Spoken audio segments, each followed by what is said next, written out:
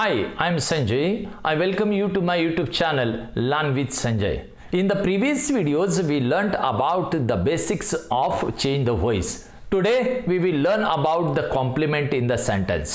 Complement जो है वह किस तरह से होता है? जो ऑब्जेक्ट नहीं होता वह कॉम्प्लीमेंट होता है। यह एक्टिव वॉइस के सेंटेंस में हम देख रहे हैं कि ऑब्जेक्ट अगर नहीं रहा तो वो पार्ट क्या होता है? कॉम्प्लीमेंट होता है। तो I am watching videos carefully. I am watching, मैं क्या देख रहा हूं? वीडियोज। तो यह हो गया ऑब्जेक्ट। ये जो एक्स्ट्रा पार्ट है इसको बोलेंगे कॉम्प्लीमेंट। ऑब्जेक्ट का सब्जेक्ट बनाएंगे, वीडियोज यहां पर हम लिखेंगे। Videos are, am is are में से आर लिया और ये वॉचिंग आईएनजी वर्ब आया, इसलिए यहां पर बीइंग यूज किए और उसके बाद जो है यह वॉचिंग का थर्ड फॉर्म बनाया वॉच्ड। देन ये जो कॉम्प्लीमेंट छोड़ दिया था इसको यहां पर हम लिखेंगे केयरफुली बाय, और ये सब्जेक्टिव केस का objective case me. We saw a tiger in the forest. ये इन जो है ये प्रेपोजिशन ऑब्जेक्ट के बाद आया, इसलिए यहां से इधर का पार्ट कॉम्प्लीमेंट होता है।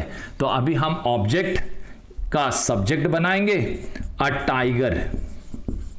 यहां V2 है इसलिए टू बी का सेकंड फॉर्म जो है वो है वॉज वेयर। यहां पर टाइगर के बाद आएगा वॉज और इसका थर्ड फॉर्म बनाएंगे seen. A tiger was a seen. जो कॉम्प्लीमेंट था वो बाय लगाने के पहले लगाना है, इसलिए इन द फॉरेस्ट बाय अस।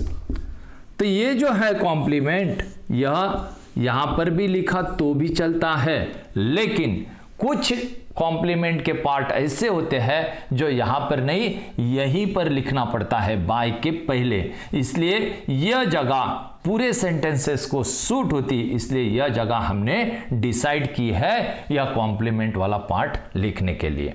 आगे और एग्जाम्पल देखेंगे। हमने लास्ट वीडियो में आपको बताया था कि प्रेपोजिशन जो कॉम्प्लीमेंट के साथ में आता है ये जैसे आया था, तो ऐसे ही प्रेपोजिशन और कहां पर आता है चेंज द वॉइस के सेंटेंस में, और उस समय what should we do that we are going to discuss in the prepositional part. ये जो हमने यहां लिखे इस तरह के शब्दों को प्रेपोजिशन कहते हैं। तो यह एक्टिव वॉइस के सेंटेंसेस में कैसे आएंगे वो अभी देखेंगे। Subject plus verb plus object, यह एक्टिव वॉइस का हमारा कंस्ट्रक्शन है। ऑब्जेक्ट के बाद अगर प्रेपोजिशन आया तो वहां से आगे का पार्ट कॉम्प्लीमेंट होता है। इस सेंटेंस को किस तरह से पैसिव वॉइस में कन्वर्ट करेंगे? तो यह ऑब्जेक्ट का सब्जेक्ट बनाएंगे।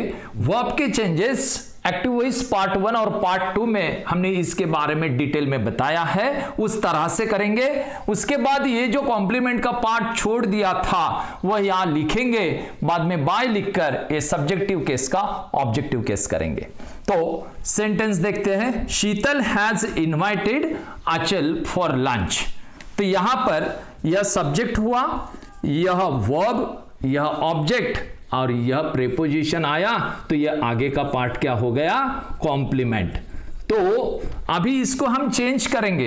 ये जो ऑब्जेक्ट है इसका सब्जेक्ट बनाएंगे, यानी अचल। हैज या V3 आया इसलिए बी का थर्ड फॉर्म है बीन, और इसका थर्ड फॉर्म यहां पर थर्ड फॉर्म वैसे का वैसा लिखेंगे इनवाइटेड। देन कॉम्प्लीमेंट लिखेंगे फॉर लंच बाय, यह जो है सब्जेक्ट का ऑब्जेक्ट वैसे का वैसा लिखेंगे।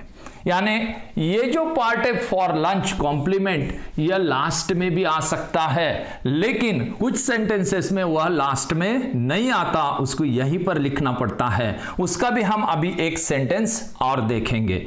ये जो रूल है यह ऑफ नाम का जो प्रेपोजिशन है इसको लागू नहीं होगा। इसको छोड़ के बाकी सारे प्रेपोजिशन को यह रूल लागू होगा यहां से छोड़ देने का। तो अभी हम और एग्जांपल इसके देखते हैं। ऑब्जेक्ट के बाद प्रेपोजिशन जो आता तो उसके और एग्जांपल हम देख रहे हैं। You can look it up in the book. तो यह सब्जेक्ट है, यह वर्ब है, यह ऑब्जेक्ट है, यहां से प्रीपोजिशन लग गया, यह आगे है। तो हम पहले ही बोले थे कि जहां से प्रीपोजिशन लगेगा उसको छोड़ देना है। तो ये ईट जो है इसको हम सब्जेक्ट करके यूज करेंगे पैसिव वॉइस करते समय, ये एक्टिव और यह पैसिव। तो इट कैन, या V1 है इसलिए बी का फर्स्ट फॉर्म यूज हुआ, और ये जो लुक है उसका यह V3 यूज किए। इट कैन बी लुक्ड, जो छोड़ दिया था वह पार्ट इधर लिखना पड़ेगा। Up in the book by you, जहां पर यू होता है तो यह लिखा और नहीं लिखा तो भी चलता है।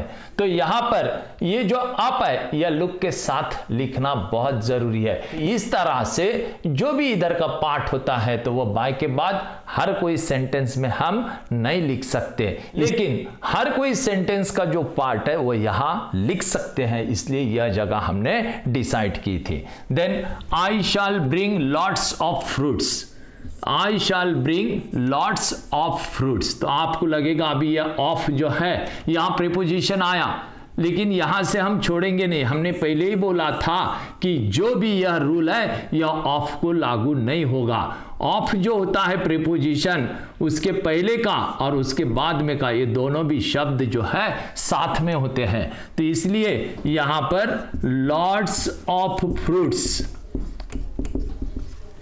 यह शाल है तो उसका क्या बनेगा विल, क्योंकि शाल सिर्फ आई और वी के साथ आता है, बाकी सभी सब्जेक्ट के सामने हम क्या यूज करते हैं विल।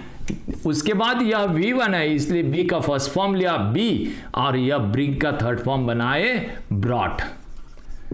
तो will be brought by me, subjective case का ऑब्जेक्टिव केस। उसके बाद they made a hole in the wall, they made what a hole, यह हो गया ऑब्जेक्ट, और इन द वॉल यह हो गया कॉम्प्लीमेंट। तो हम कॉम्प्लीमेंट को लास्ट में छोड़ देंगे, ऑब्जेक्ट का सब्जेक्ट बनाएंगे, इसलिए अ होल यह V2 है इसलिए यहां पर वॉज लिया टू बी का वर्ब, और इसका V3 है made. A hole was made in the wall by they का बनाया them, यह हो गया सब्जेक्टिव केस का ऑब्जेक्टिव केस। तो इस तरह से यह प्रीपोजिशनल पार्ट आया तो यह कॉम्प्लीमेंट होता है। अगर प्रीपोजिशन वर्ब को लगकर आया तो फिर क्या करना, ऑब्जेक्ट के पहले आया तो क्या करना, तो वैसे वर्ब को फ्रेजल वर्ब कहते हैं, तो उसको भी हम यह वीडियो में देखेंगे। वर्ब के बाद अगर प्रीपोजिशन आया तो उसको हम फ्रेजल वर्ब बोलते हैं। जैसे फॉर एग्जांपल लुक, यह मेन वर्ब है, लुक यानी देखना, लेकिन लुक आफ्टर यह अगर आया, आफ्टर यह क्या है प्रीपोजिशन इसके साथ आया, तो इसका जो मीनिंग है वो होता है take care of. Look for, look के साथ यह प्रीपोजिशन आया तो यह हो गया फ्रेजल वर्ब, इसका मीनिंग होता है सर्च। जनरली क्या होता है कि हम वर्ड का मीनिंग हिंदी में लर्न करते हैं और उसके वजह से फिर समझने में बहुत कठिनाई जाती है। ये सेंटेंस अगर इस तरीके से आया वर्ब के बाद प्रीपोजिशन, तो उसको चेंज द वॉइस करते समय किस तरह से करना है, subject plus verb plus preposition plus object. तो ये ऑब्जेक्ट का हम सब्जेक्ट बनाएंगे, फिर वर्ब में चेंजेस करेंगे, उसके बाद प्रीपोजिशन जैसा था वैसा लिख लेंगे, और यह सब्जेक्ट का ऑब्जेक्ट करेंगे बाय लगाकर।